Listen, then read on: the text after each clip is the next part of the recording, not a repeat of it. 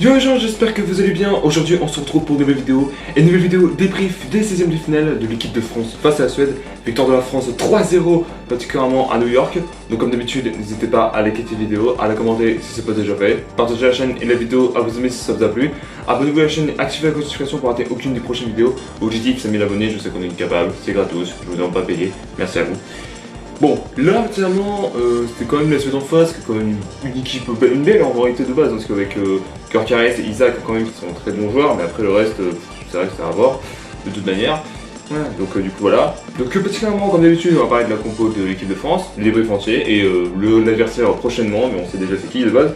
Alors, particulièrement, McMahon en cage, ça change pas. Ensuite, Koundé, Upamecano, Saliba, Digne en défense. Ensuite, Tchouaméni, Adrien Rabiot en milieu de terrain. Ensuite, Dembélé, Olysée, Barcola en attaque, en numéro 9, à Kylian Mbappé, que je répète n'est pas son poste.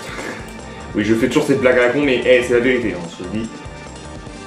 Donc quand on commence le match, et bah, j'ai envie de dire que déjà des premières minutes, c'était pas... c'était dégueulasse, j'ai envie de dire, parce que là, c'était pas spécialement pas grand chose à dire. Hein. On a dû attendre entièrement deux occasions pour l'équipe de France, déjà entièrement de Barcola qui a reçu le ballon de longue touche à gauche et replique, et il sème du coup un Suédois. Ouais, il se projette dans la surface, qui élimine Barkvel, du coup, d'une feinte d'avant d'Expédier, une frappe gauche largement au-dessus. Donc, du coup, voilà. Et c'est Laga Bielek, celui qui le sème. Et après, du coup, une minute plus tard, et c'est sur un putain d'hors-jeu, mais un hors-jeu franchement dégueulasse, on va vous dire. Après une récupération haute au rond central, Olysée lance Mbappé pour une contre-attaque à venir. Donc, du coup, file tout seul face au gardien, et du coup, qui frappe du pied gauche, pied droit, et dommage qu'il est hors-jeu. C'était à la limite, mais à la limite, on coupait en deux, il y avait quand même une partie de sa tête et une partie de son corps, hein, je vous le dis tout de suite. Hein. En réalité, bon après ça, plus spécialement grand chose à dire, hein, surtout que deux occasions, c'est Adrien Rabiot à la 29e, du coup, qui trouvait et parvient à se mettre en position de frappe, excentré sur la gauche, il arme du gauche et croise, obligeant Zetterstrom du coup à intervenir au sol, et après c'est le poteau de Kylian, il est tout seul, il a réussi à le louper, putain.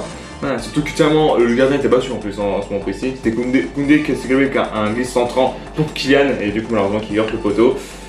Donc voilà. Donc après ça, double occasion, donc un de l'équipe de France et un autre du coup du côté d'Isaac. Et là clairement j'ai envie de dire qu'à la 35e, oui s'il marquait ce but c'était le but du mondial, la vérité. Olysée exécute en fait sur un centre d'Mbappé.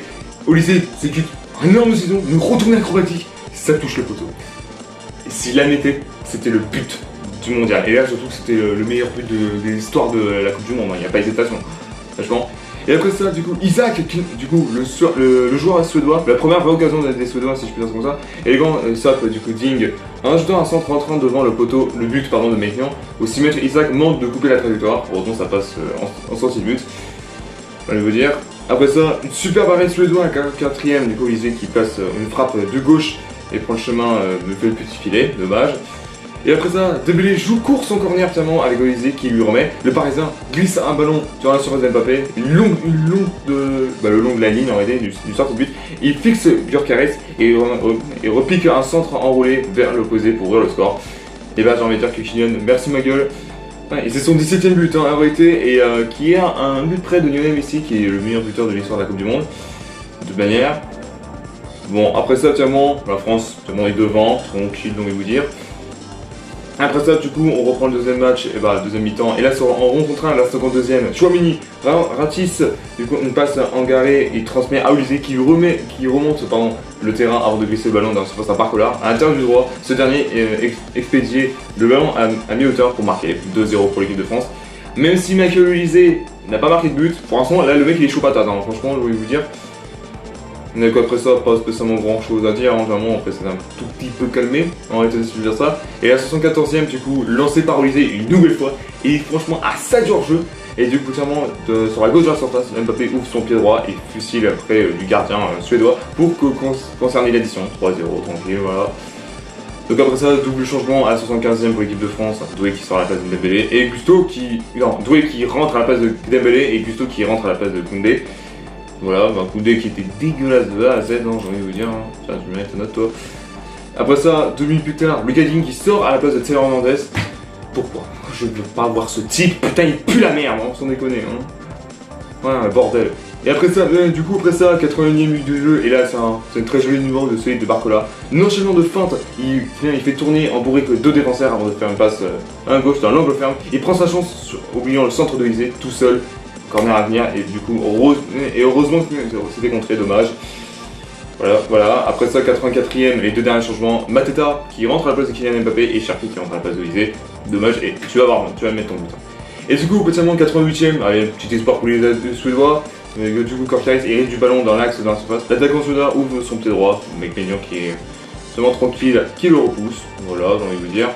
Mais après ça, plus trop grand chose. La France en 8ème de finale, du coup, en gagnant 3-0. Prochain match en 8ème de finale, c'est contre le Paraguay. Et le Paraguay, finalement, qui a sorti les Allemands. Mais je pense qu'en réalité, on va les foudroie parce que, quand même, je vous dis tout de suite, les Allemands, les Allemands n'ont pas le même niveau que nous. En réalité, je préviens tout de suite. Hein. Et je préviens tout de suite, si la France qui remporte la Coupe du Monde, le top 3, finalement, c'est 100% français au Ballon d'Or. Déjà Kylian Mbappé, Barcola et finalement au lycée. Je pense en réalité. Dites-moi dans l'espace commentaire, donc ça me ferait extrêmement plaisir. Voilà. Merci à tous d'avoir suivi cette vidéo. N'hésitez pas à liker, à la commenter si ce n'est pas déjà fait. Partagez la chaîne et la vidéo à vos amis si ça vous a plu. Abonnez-vous à la chaîne et activez la notification pour rater aucune des prochaines vidéos. Et dites-moi aussi si la France a gagné cette Coupe du Monde. Et je vous souhaite à très bientôt pour une nouvelle vidéo. Peace.